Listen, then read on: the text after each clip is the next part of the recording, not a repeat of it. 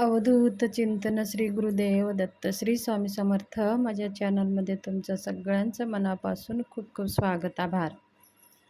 चला तर मग आज आपला विषय आहे श्री स्वामी समर्थांची नित्यसेवा कशी करावी. आपल्या जीवनातले दुःख, दारिद्र्य, संकटे या सेवेने कायमचे दूर होतात. ज्या गोष्टी आपल्याला अशक्य वाटत होत्या, स्वामी कृपेने त्या गोष्टी शक्य व्हायला मदत होते. स्वामी सेवा करणे आपल्या जीवनातले दुःख, संकटे पूर्ण सरण्यासाठी ही स्वामी सेवा असते. स्वामी सेवा ही आपल्यासाठी करायचं असतं. स्वामी सेवेमुळे आपल्या जीवनामध्ये कोणतेही संकटे उरत नाहीत, कोणतेही दुःख राहत नाहीत, कोणत्याही कामामध्ये अडथळे येत नाहीत. आपल्या जीवनामध्ये सगळं काही व्यवस्थित चालतं. पण फक्त एवढंच आपल्याला करायचं आहे की स्वामी महाराजावर विश्वास ठेवून स्वामी सेवा करायची आहे. स्वामी सेवा करताना काय आपल्याला पैसे लागणार नाहीत, फक्त थोडंसं वेळ द्यायचा आहे. स्वामी सेवा करण्याच्या आधी आपल्याला स्वामी महाराजाचा फोटो आपल्या घरामध्ये असायला हवा. जर नसेल तर ते आवर्जून आपल्या घरामध्ये स्वामी महाराजांचा फोटो आवर्जून आणावा आणि स्वामी सेवा करायला सुरुवात करावी. स्वामी सेवा करताना आपल्याला एक नारळ खडीसाखर घ्यायचं आहे. स्वामी महाराजांसमोर एक दिवा, तुपाचा दिवा लावायचा आहे, 2 अगरबत्ती लावायचा आहे. स्वामी महाराजांना फूल धूपदीप वाळून घेऊन स्वामी महाराजाला नारळ खडीसाखर हातामध्ये घेऊन आपल्या काही समस्या आहेत ते स्वामी महाराजाला सांगून ते नारळ खडीसाखर स्वामी महाराजांसमोर ठेवायचं आहे. आपल्या कोणत्याही समस्या असू द्या, स्वामी महाराजाला सांगायचं आहे. कोणत्याही अशा समस्या नाहीत की स्वामी सेवेने आपली समस्या दूर होत नाहीत. कोणत्याही समस्या असू द्या, स्वामी सेवेने दूर होते. फक्त आपण मनाने, भावेने, श्रद्धेने, समर्पण भावाने स्वामीवर सगळं सोपवून आपण सेवा करायची आहे. सगळं काही मग नंतर काय करायचं, कोणती योग्य वेळेमध्ये योग्य अनुभव आपल्याला स्वामी महाराजांच्या कृपेने येत असतं. म्हणून आपण स्वामी सेवा करायला सुरुवात करायची. स्वामी सेवा करायला म्हणजे काय, आपल्याला जास्त खर्चसुद्धा लागणार नाही. एक 20-25 रुपयाची आपल्याला स्वामींची माळ लागते आणि मंत्र जप करण्यासाठी एक माळ लागते आणि श्री स्वामी समर्थ सार अमृतांचं एक पोथी आहे, ती 21 अध्यायाची, ती एक आपल्याला हवी आहे. हे 2 वस्तू आपल्याला लागणार आहेत.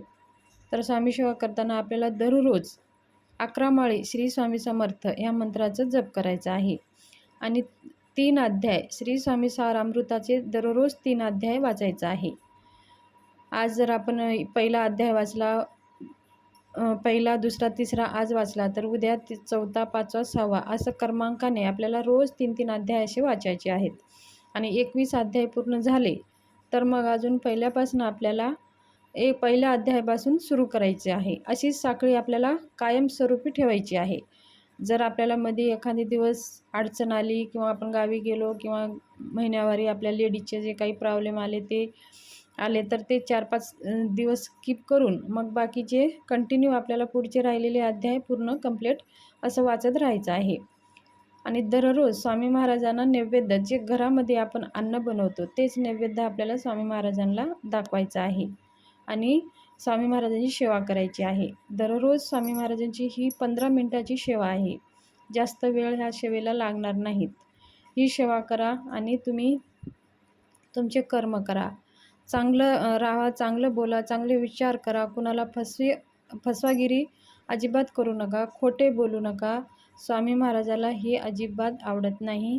आणि आपण कितीही सेवा करू, जर आपण कुणाचे मन दुखवले, कुणाला वाईट शब्द वापरले, तर ते कितीही सेवा करा, स्वामी महाराजांचं कृपा आशीर्वाद आपल्यावर होत नाही.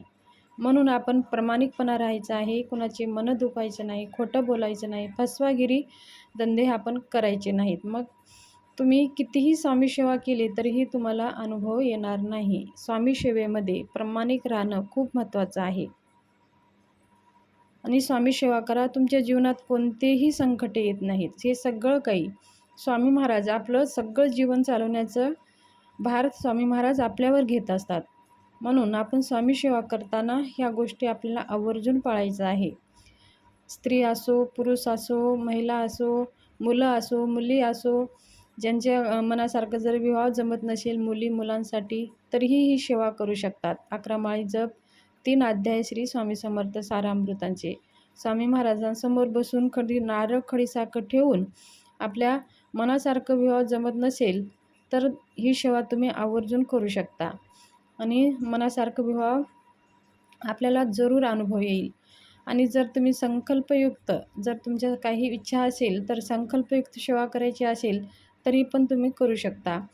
11 संकल्पयुक्त म्हणजे 11 स्वामीचरित्र सारामृतांचे पारायण, 108 माळी जप दररोजचे किंवा 1.25 लाख जप स्वामी समर्थ मंत्राचे, असे काही अनुष्ठांग असतात ते तुम्ही करू शकता. किंवा तुम्ही 21 पारायण, 108 पारायण असे संकल्प करून सेवा केली तर ह्याचं खूप लवकर आपल्याला फलश्रुती भेटत असते.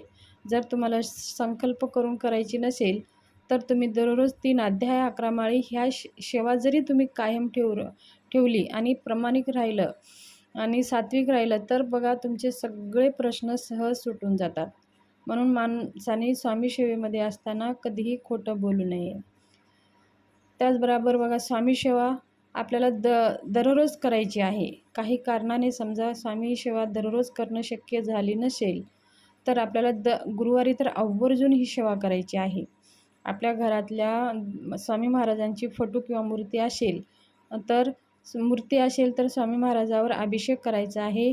जर फोटो असेल तर स्वामी महाराजांना स्वच्छ फोटोला पुसून आणि महाराजांना अष्टगंध, हळदी कुंकू अर्पण करून, फुलाचे हार अर्पण करून, तुपाचा दिवा लावून, धूपदीप ओवाळून स्वामी महाराजांची आरती आवर्जून करून नैवेद्य दाखवायचा आहे. मग स्वामी महाराजांची 11 माळी जप श्री स्वामी समर्थ सारामृतांचं शक्य झालं तर तुम्ही 1 पारायण पूर्ण करू शकता, 21 अध्याय पूर्ण वाचू शकता.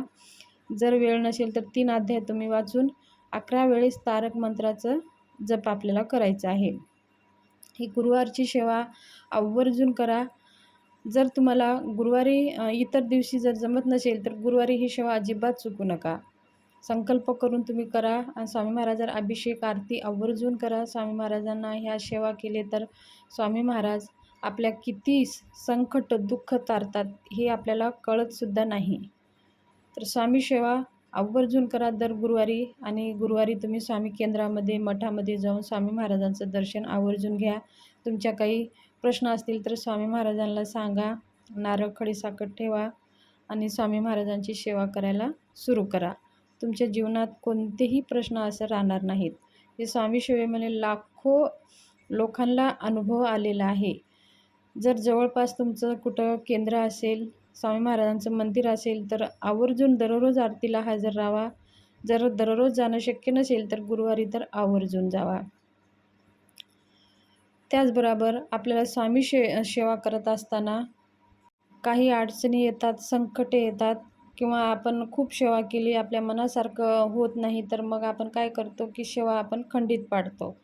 तर काहीही होऊ द्या, कितीही अडचणी येऊ द्या, आपण स्वामी सेवेमध्ये खंड पाडायचं नाही.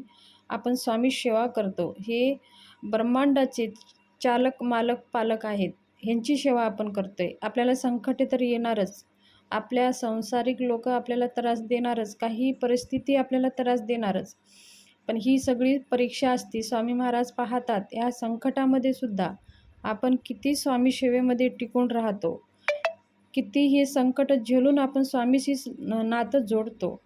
हे नातं जोडायचं, सेवा म्हणजे स्वामीची नातं जोडणं आहे. हे संकटे, ह्या संकटामधून सुद्धा आपण जर स्वामी महाराजांशी जोडलं गेलो, तर स्वामी महाराज आपल्या हे संकट तर टळतातच. स्वामी महाराजांच्या कृपेने आपल्याला आपलं जीवन एकदम असं आपण कल्पनासुद्धा करत नाही तसं सुख आपल्याला प्राप्त होतं. तर ही स्वामी महाराजांची लीला आहे. तुमचे प्रश्न सुटत नसेल, तुम्हाला काही त्रास होत असेल, तरीही स्वामी सेवा खंडित पाडू देऊ नका.